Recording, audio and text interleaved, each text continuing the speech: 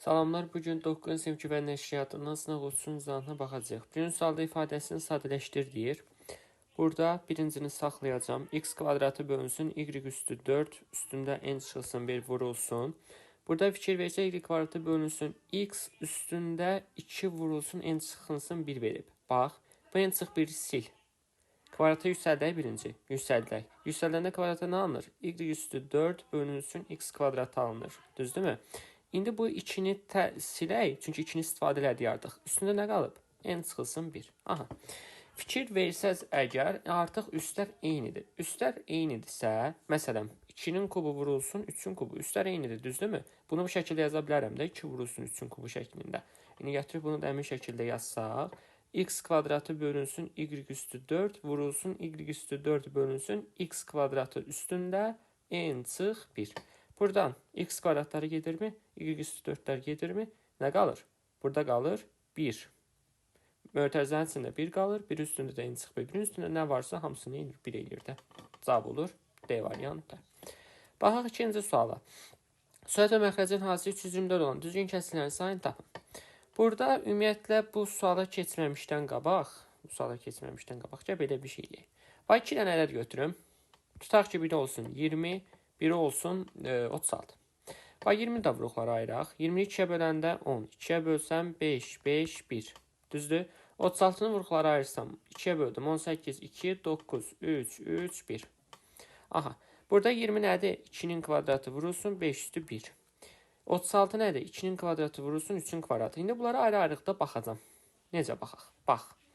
Deməli, birinci 20-nin natural bölənlərin sayını tapmanda nə edirik? Biz 1-2 natural bölənlərin sayını tapmanda sadə vuruqlara ayırırdıq. Üstlərin bir var artırırdım və vururdum bir-birinə. Burada 2-nin kvadratının üstündə 2-dir. 2-nin bir vardı artırdım. Bu 2-ni bir vardı artırdım. Bir də bu biri bir vardı artıracağım. Vuracağım bir-birinə. 3-ü də 2-yə vuranda 26 eləyir. Deməli, bunun 6 dənə natural böləni var 20-nin. İndi bunun da 36-nın da natural bölənlərini tapaq. 36 natural bölənlərini tapmaq üçün bu 2-ni bir vardı artıracağım. Bir də bu 2-ni də bir vardı artıracağım. Vuracağım bir-birinə. 3-3-ə vuranda 9. Deməli, bunun 6 dənə natural böləni var. Bunun 9. Burada 2 dənə nümunə yazmışam. Yəni, ayrı-ayrı baxırıq. Yəni, qarışdırmayaq. 20 ayrı bir ədəddir, 36 bir ayrı ədəddir. İndi burada nəyə nəticəyə gələcək? Fikir ver. 20-nin natural bölənləri nə deməkdir? 20-nin bölənlərini tapanda 1 20-yə bölünürmü? Bölünür. 2 bölünürmü? Bölünür. 4 bölünür, 5 bölünür, 10 bölünür və 20 bölünür. Neçədən oldu? Sayına fikir versək, 6 dənə alırıqmı? Alırıq. Deməli, bu 6, həmin bu 6 ədədlər imiş. 1, 2, 4, 5, 10, 20. İndi fikir ver. Burada sürət və məxrəcin hasili nə olsun? 20 olsun dedik də. Biz dedik ki, sürət və məxrəcin hasili 20 olsun. Sürət və məxrəcin hasili 36 olsun. 2 dənə ədəd götürmüşəm. Mən ki, bunu kiçiltdim də.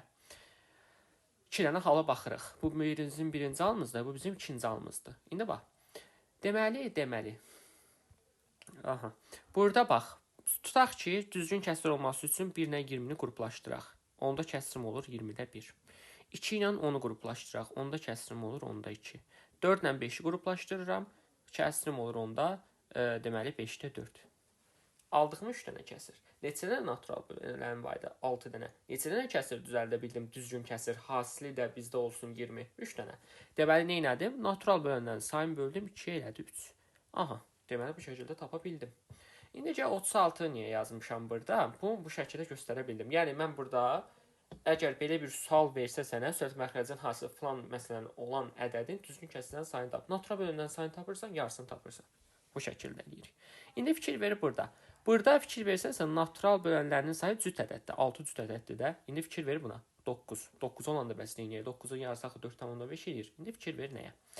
Burada deməli ədədim nədir? 36-dır. 36-nın natural bölənlərini yazsam 1, 2, 3, 4, 9, 12, 18, 36. Məncə düz oldu. Yoxsa olmadı? Yox, hansını unutduq. 6 qalıb bir də. Bir də 6. İndi fikir ver. 1 ilə 36-nı qruplaşdırıb, kəsrim 36-da 1 yaza bilirəm. 2 ilə 18-i qruplaşdırıb, kəsrim 18-də 2 yaza bilərəm. 3 ilə 12-ni qruplaşdırıb, 12-də 3 yaza bilərəm. 4 ilə 9-u qruplaşdırıb, 9-da 4 yaza bilərəmmi? Ortada bir dənə 6 tək qalır. 6 tənhadır. 6 ilə artıq bir şey qruplaşdıra bilmirəm axı. Ona görə fikir verdinizsə, biz 9-un yarısı 4,5 eləyir. Biz 4,5-dən 5 atırıq, 4-ü götürürük. Kəsərsə zat getsin. Yerdə qalır 4. Yəni bu 6 tək qalırdı. Bu 6 neçə olmur axı. İndi gəlirəm əvvəlki suala. İndi mən bu sualı həll etmək istəyirəmsə, 324-ü götürüb nə edeyim? Vuruqlara ayıraq. 324-ü vuruqlara ayırsaq,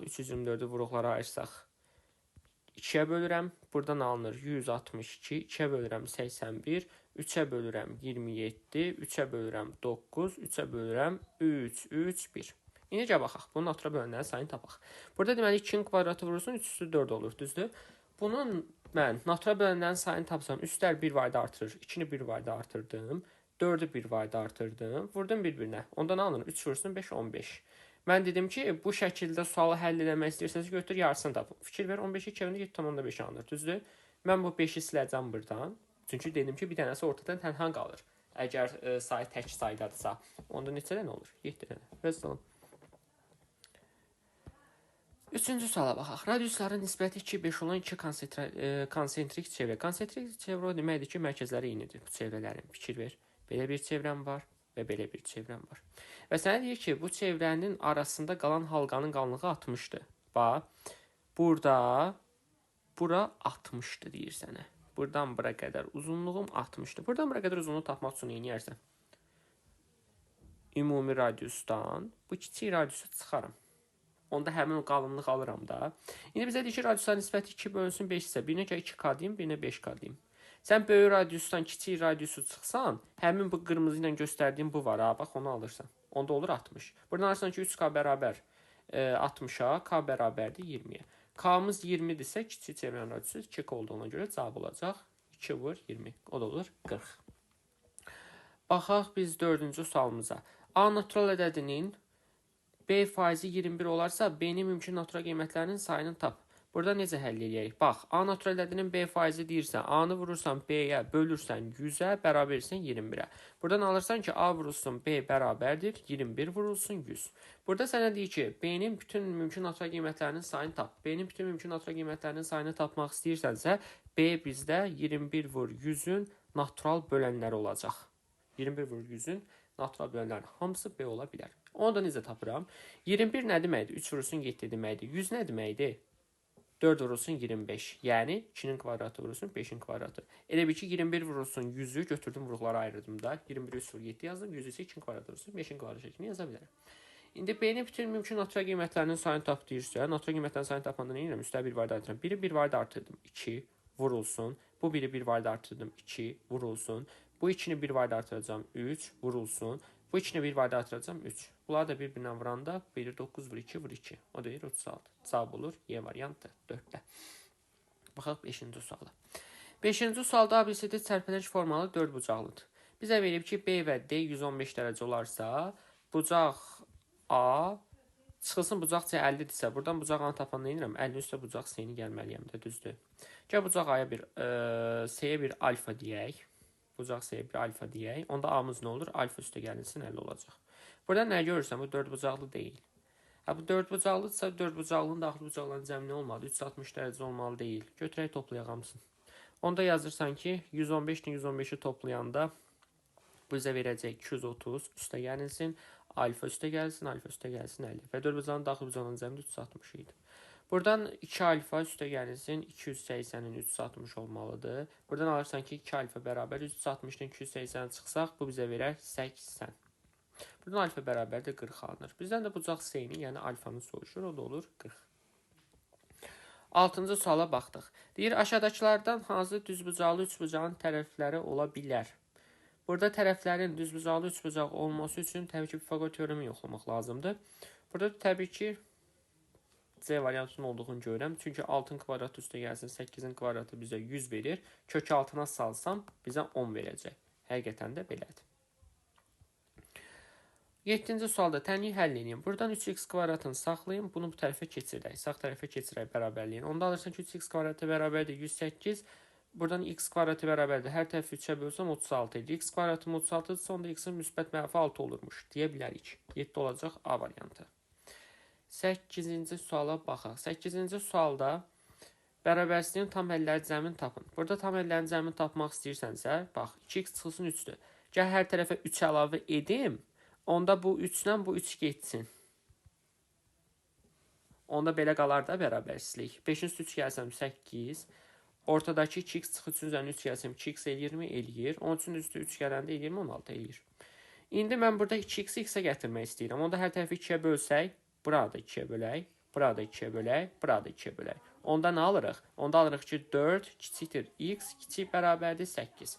Burada bərabərsizliyin tam əlləri cəmini tapsam 5, 6, 7 və 8. Toplasaq 5 ilə 6-nı toplasam 11, 7-ni toplasam 18, 8 ilə toplasam 26. 8-də cavab olur D variantı. D variantı. 9-cu sualda bərabərsizliyin tam əllərinin sayını tapın. Burada fikir versəz, Viet teoreminə görə x1 ilə x2-nin cəmi 8-dir, hasili 12-dir. Bunlar hansı ədədlərdir? Təbii ki, 2 və 6 olacaq. Onda mən bunu ədəd oxununda göstərsəm 2 və 6-nı intervala bölsək, müsbət, mənfi, müsbət. Bizə də kiçikdir 0 dediyinə görə mənfi aralıq, yəni 2-6 aralığını götürəcəm. Burada da bərabərsizliyin tam əllərinin sayını soruşur. Burada da olacaq bizdə 3, 4, 5. Neçədən 50 olduğunu görəm. 3-dən 50-nin olduğunu görə bilirəm. 9-da cavab olar B variantı. Davam edək 10-cu sualla. 10-cu sualda bizə verib ki, şəklə əsasən x-i tap. Aha. Burada x-i necə tapa bilərəm? Bax, bu xətti uzadaq. Biz bilirik ki, BA-ya paraleldir. Düzdür? Bu xətti də uzadaq. İndi bura 55-dirsə, buranın 125 olduğunu deyə bilərəmmi? Deyə bilərəm. Digər tərəfdən nəyə fikir ver? Bax, bura x-dir. Buranda nə olur? 180 çıxılsın x olur. Bura 180 çıxılsın x-dirsə elə buranın da 180 çıxılsın x olduğunu deyə bilərəm. Çünki daxili çarpaz bucaqlarda AB-yə paraleldir. Aha. Burada bir dənə trapesiya görürəm.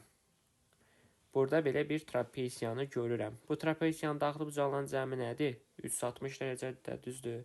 Onda mən yaza bilərəmmi ki, 180 çıxılsın x üstə gəlinsin 125 üstə gəlinsin y üstə gəlinsin 60 bərabərdir 360 yaza bilərəmmi? Ya bunu sadələşdirək. Buradan alacağım ki, y çıxılsın x bərabərdir. Ədədləri toplasam, 180 ilə 125-i toplasam, bu mənə verəcək neçə verir? Deməli, 305. 305-dən də 60-ı toplasam 365 eləyir. 365-də bərabərliyin sağ tərəfinə keçirsəm, mənfi 5 eləyir. Yəni, burada qeyri-adi bir şey eləmədim, sadəcə sadələşdirdim. Digər tərəfdən də bizə verib ki, y üstə gəlsin x bərabərdir 225 dərəcədir. Bunlar neyiniyək? Tərəf-tərəfə gəlin, çıxaq, çünki məndən x-i soruşur. Tərəf-tərəfə çıxanda y-lər gedir. Mənfi x-dan x-i çıxsam, mənfi 2x alıram. Mənfi 5-dən 225-ə çıxsam, mənfi 230 alıram. Buradan hər tərəfi mənfi 2-yə bölsəm, 232-yə böləndə bu bizə verəcək 115. Bizdən x-i soruşurdu, deməli cavab oldu 115 dərəcə. 110 da oldu C variantı. 11-ci sualda həyətdəki toyuqların və qoyunların başlarının sayı 28-dir. Tutaq ki, toyuğum x olsun, qoyunum isə y sayda olsun. X sayda toyuğum var, y sayda isə qoyunum var. Onların başlarının sayı 28-dirsə, x-in üstə y gəlsəm 28 alıram. Digər tərəfdən ayaqlarının sayısı 68-dir. Bax, toyuğun 2 dənə ayağı var, onda 2x sayda ayaq eləyir. Digər tərəfdən isə qoyunun 4 dənə ayağı var, onda 4y qədər də ayaq olur. Onsuz da mən başlarının cəmini tapıram, 28. Deməli, onda heyvanların sayı da 28-dir deyə bilərəm.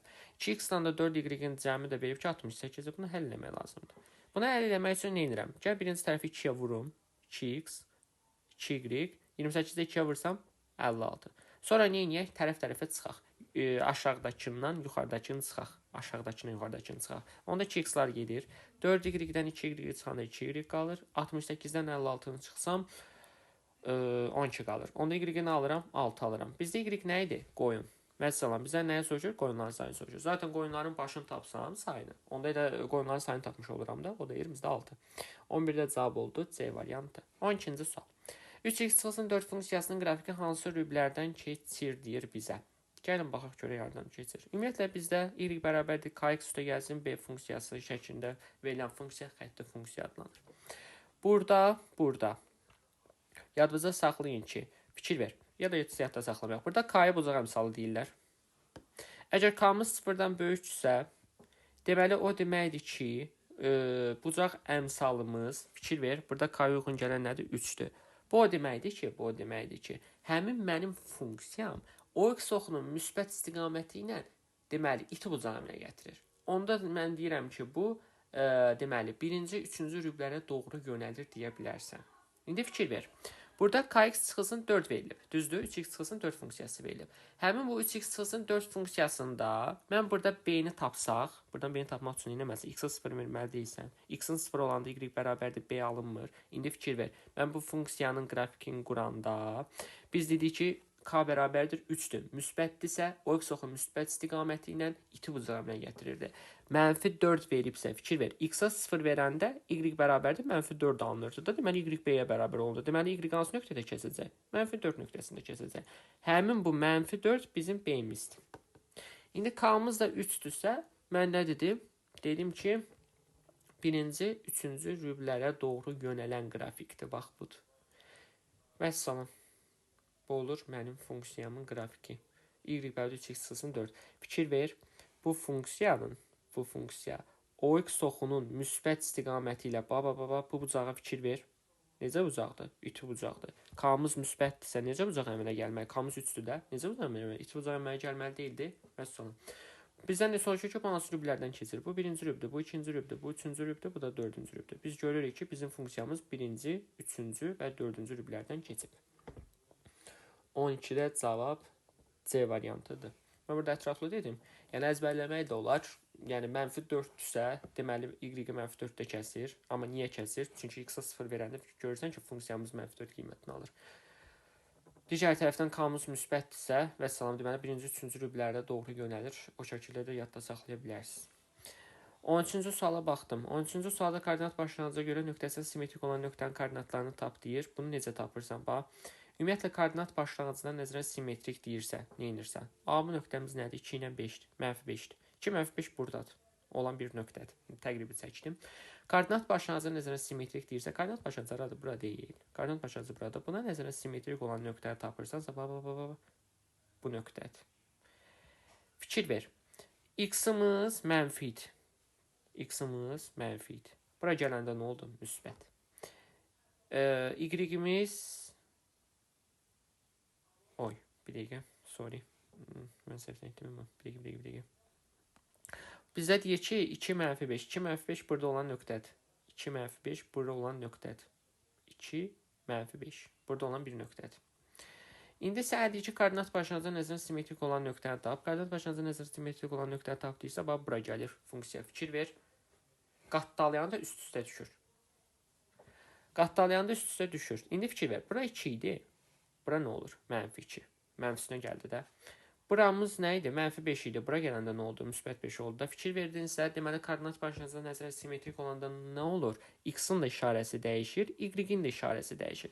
X-in də işarəsini dəyişsən, -2 olur. -5 idi. Onun da işarəsini dəyişsən, 5 olur. Və salam, deməli, -2, 5 nöqtələri burada koordinat başlanğıcı nəzərən simmetrik olacaqdır. Yəni, bu da qayda olaraq yadda saxlaya bilərsiniz ki, simmetrik olan nöqtə deyilsə, koordinat başlanğıca nəzərən X-in də Y-in də işarəsi dəyişir. Natural ədədlərin rəqəmlərin sayı K olarsa tərtibini K ilə ifadə edim. Burada qorxuya düşməyək. Natural sayı K olsun. Məsələn, tutaq ki, ədədim 2000-dir. Neçə dənə rəqəm var? 4 dənə. Bunu standart şəklə gətirsəm, 2 vurulsun, 10 üstündə 3 şəklində yazmalıyam da. Burada A-ya deyirik, bura 2-yə deyirik qiymətli hissə, 3-ə deyirik tərtib. Bizim qiymətli hissəmiz deməli 0-la tutaq ki, qiymətli hissə bir x deyim, onun arasında yerləşməlidir. Bunu da yadda saxlayaq.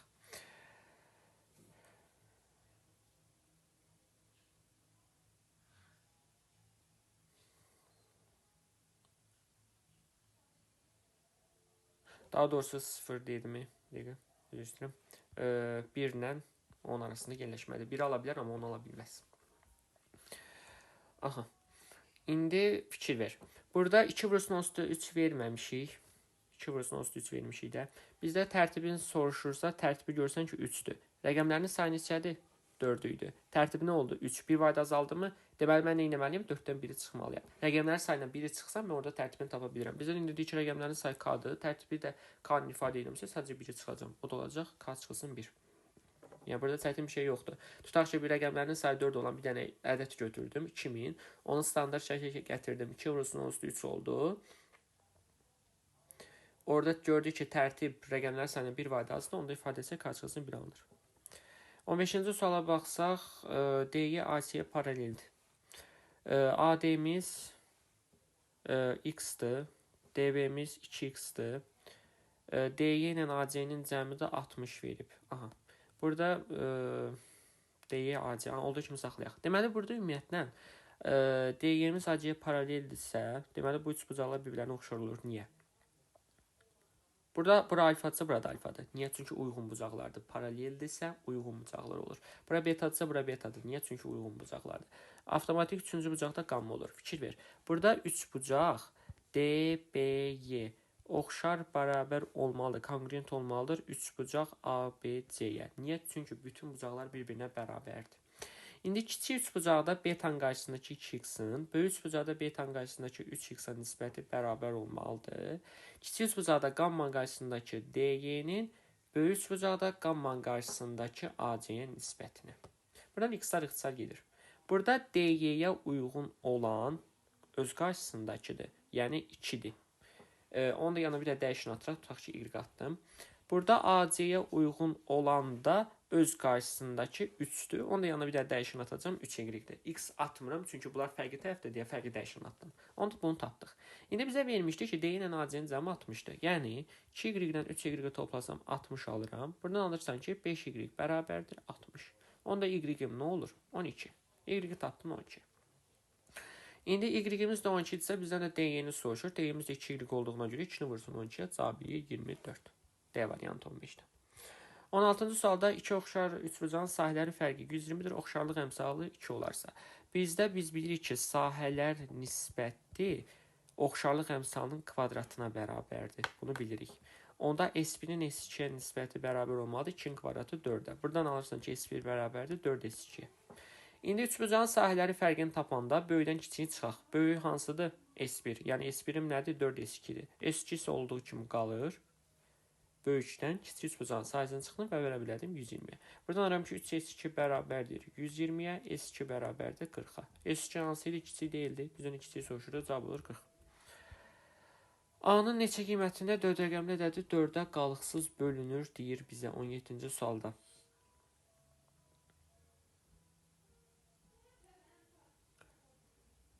Burada məsələ nədir? Burada A-nın neçə tam qiymətində 4 rəqəmli ədədi 4-ə qalıqsız bölünür. Burada ümumiyyətlə A-ya 0 versək, təbii ki, verə bilmərik, çünki belə bir ədəd alıram, yəni bu düzgün olmayacaq. Burada A-ya 4 verə bilərsən, bir də 8 verə bilərsən. Yəni 1-0 verə bilərdin, prosta 0 versin ədədin belə bir ədəd alınır. Bu 4-ə qalıqsız bölünmür axı. 4-ə bölsün, qalıqda 4 alarsan. Yəni bu ədəd özü 0-dır da elə. Yəni bunu da 4-ə bölsün, cavab 4 alarsan. Qalıq 4 alırsan.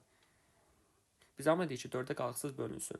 Deməli, son 2 rəqəminə fikir verirsən də, son 2 rəqəm ya 0-0 olmalı, ya 0-4 olmalı, ya da 0-8 olmalıdır ki, bu ədəd 4-ə qalıqsız bölünsün. 0-0 ola bilməz. Niyə? Çünki A-ya 0 versəm, ədədim özü 0-0-0-0 olur. Bunun 4-ə qalıqsız bölünmə imkanı yoxdur axı. 4-ə qalıqsız bölünsün, qalıqda 4 alınacaq. Ona görə bu gedir, bizdə qalır 0-4-dən 0-8. Bu ədəd 4-ə qalıqsız bölünür və 4-ə qalıqsız bölünür. Bir dəqiqə daşınmadım. Neçə qiymətdən 4 rəqəmində dadı alınır deyir.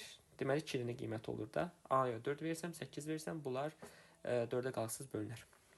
18-ci suala baxaq. 18-ci sualda ifadəsinin qiymətini hesabla deyir. Burada ifadəsinin qiymətini necə hesablayaq? Bax, bunun hər bir tərəfini irrasionallıqdan azad eləyəcəm. 3 üstə gəlsin kök 7-nin qoşması. Nədir? 3 üstə gəlsin kök 7 vurulsun, 3 çıxılsın kök 7. Yuxarıdan alınır, 3 vurulsun, 3 çıxılsın kök 7. Belə bir şey alırım. Üstə gəlinsin. Bir dəqiqə buraları bir daha ağardım mən.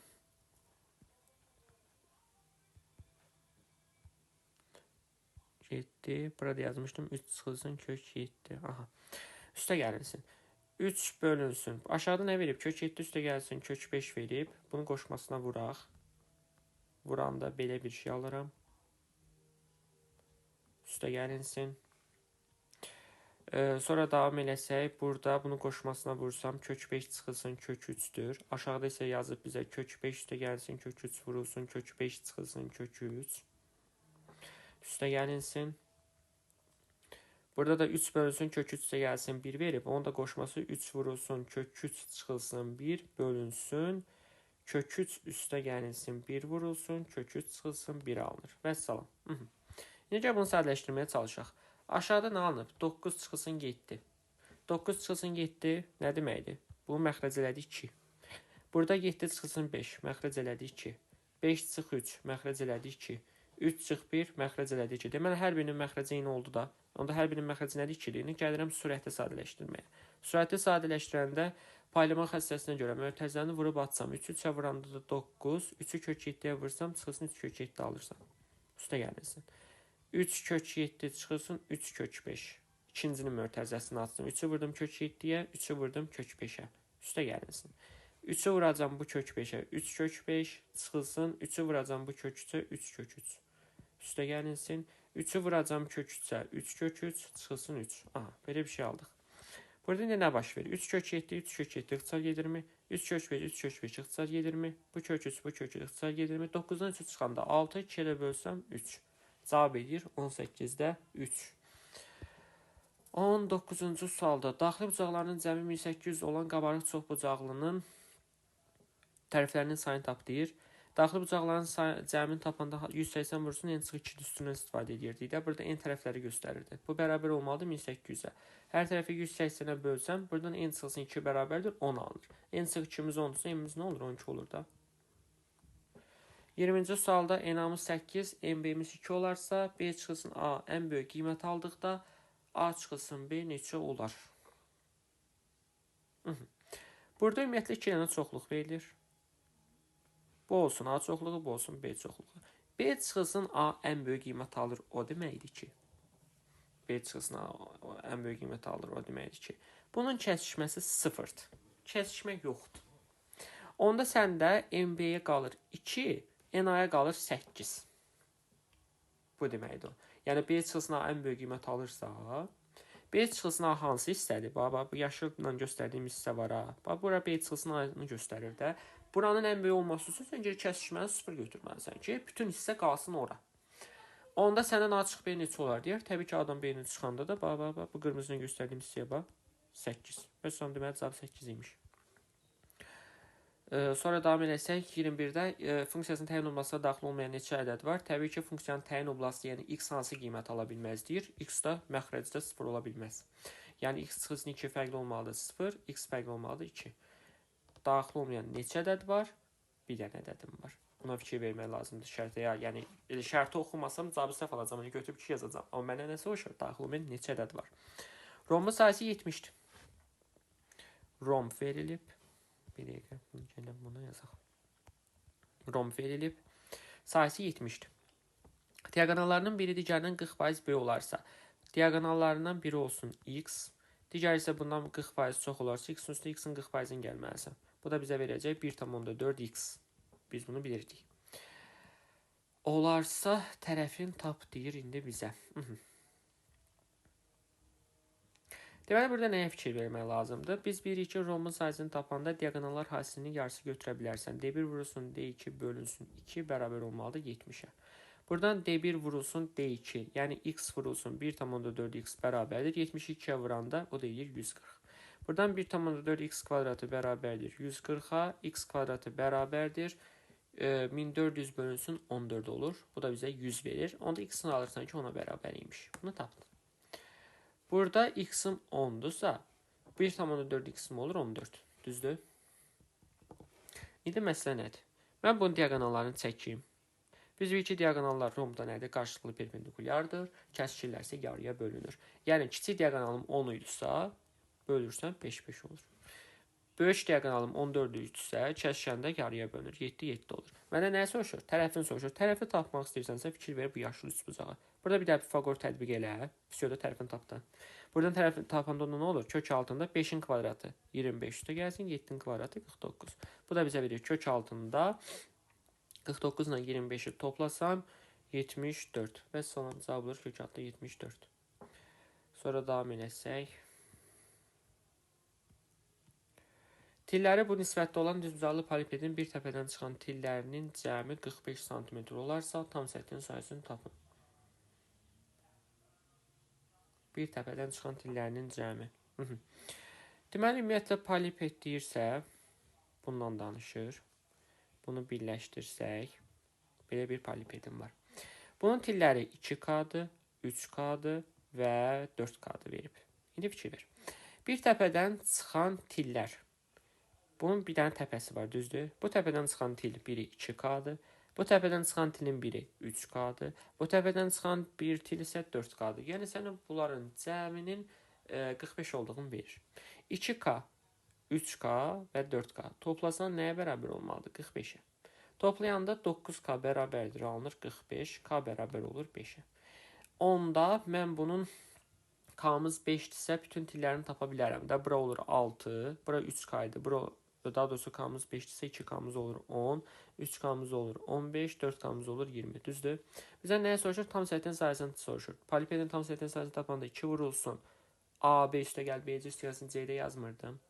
Onda 2 vurulsun, yazacağım 10 vurulsun 15, 10 15'ə vuranda edir 150 üstə gəlinsin. 10 vurulsun 20 edir 200 üstə gəlinsin. 20 vurulsun 15, 20 15'ə vuranda bizə edir 300. Bunları da toplasam 650 edir. 650'ni də 2'yə vuranda bu bizə verəcək 1300. Vəssalam.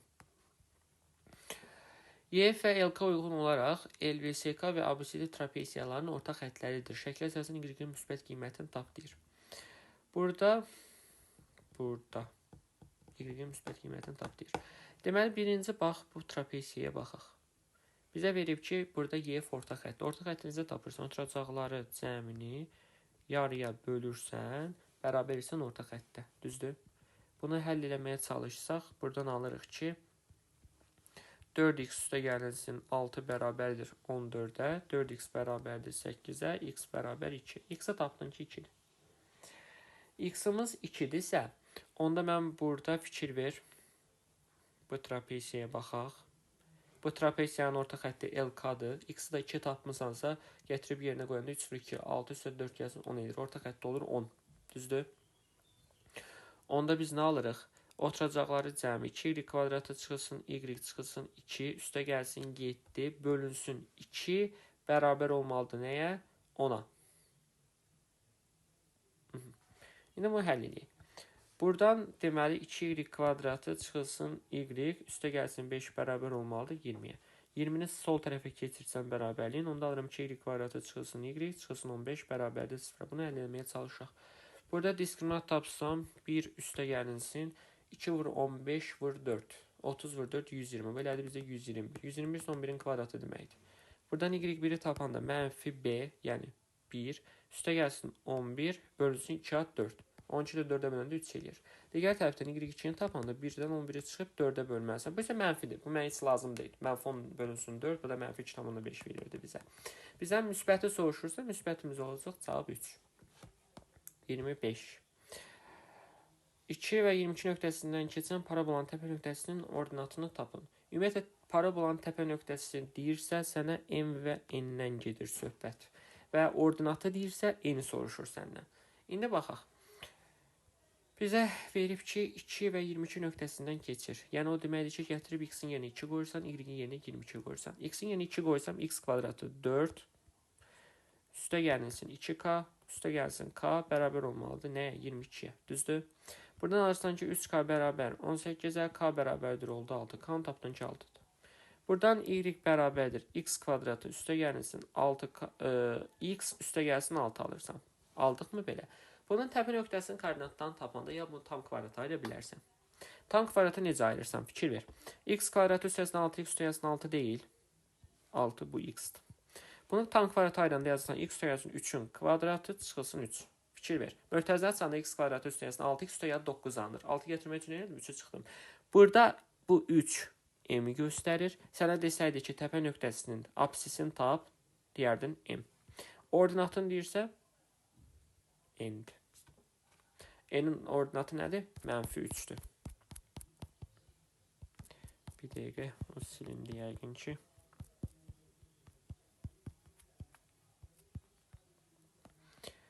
Deməli, belə almışdıq da, deməli, y bərabərdir, x kvadratı üstə gəlsin 6, x üstə gəlsin 6. Tam kvadrat ayranda x üstə gəlsin 3'ün kvadratı, üstə gəlsin, çıxılsın 3 almışdıq. Bu 3'ə m dedik, mənfi 3'ə isə bir n dedik. Və yaxud da başqa cür necə tapa bilərsən. M-in düsturu var da, mənfi b bölsün 2a, Gətirib n-in yerinə qiymətini qoyub m tapırsan, ya da n-in də düsturu var da 4ac çıxılsın b kvadratı bölünsün 4a. Gətirib burada yerinə qoyub tapa bilərsən. Amma mən tam kvadratlarını elədim. Belə də eləmək olar. Videomuz bu qədər idi. Sağ olun, salamat qalın. Əgər videonu bəyəndinizsə, kanalıma abunə olaraq mənə dəstək ola bilərsiniz.